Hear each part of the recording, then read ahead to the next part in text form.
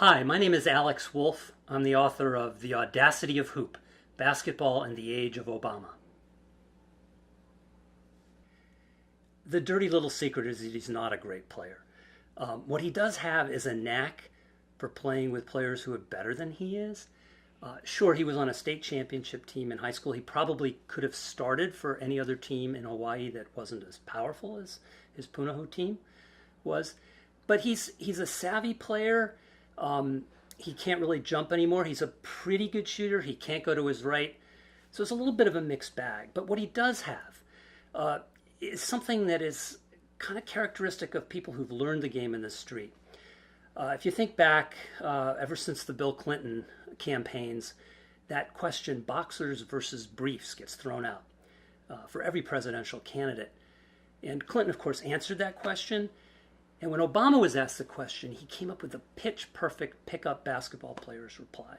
His reply was, I don't answer those humiliating questions, but whatever it is, I look good in them. And I think that's an insight into, even if we've never seen him play basketball, what kind of a basketball player he is. The influence of the game on Obama really began when he was 10 years old, and his dad, the last time he ever sees his dad, gives him a basketball as a Christmas gift. And that ball took on totemic significance and ensured that the game would be part of his life really up until his early 50s, till today. But to me, the most interesting thing was that last chapter where I get into, okay, what's the influence of Obama on the game?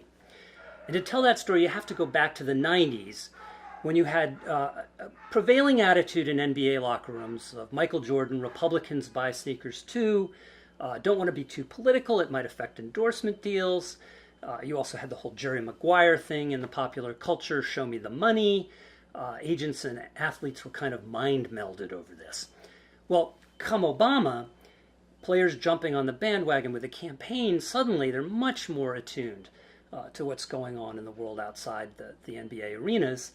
And you see Derrick Rose leading the Black Lives Matter movement.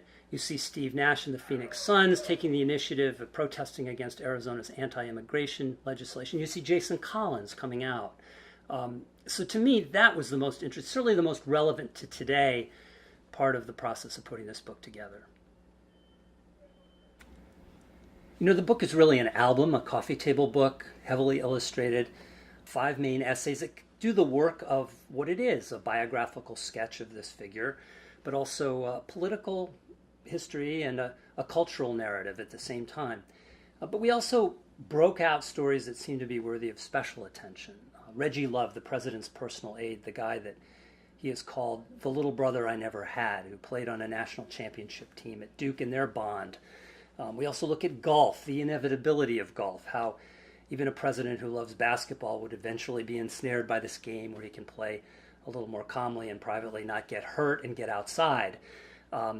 And we also have a section on Baracketology, his habit of filling out his tournament brackets, which he did every March while he was president, and as a way to bond with the people. And then finally at the end we have an illustrated timeline that documents from the time he's age 10 right up till when we went to press, just about every basketball-related moment, however trivial, that occurred, that had something to do with Obama or Obama-esque themes. So the book really is, I think, an album that covers the sport during the age of Obama.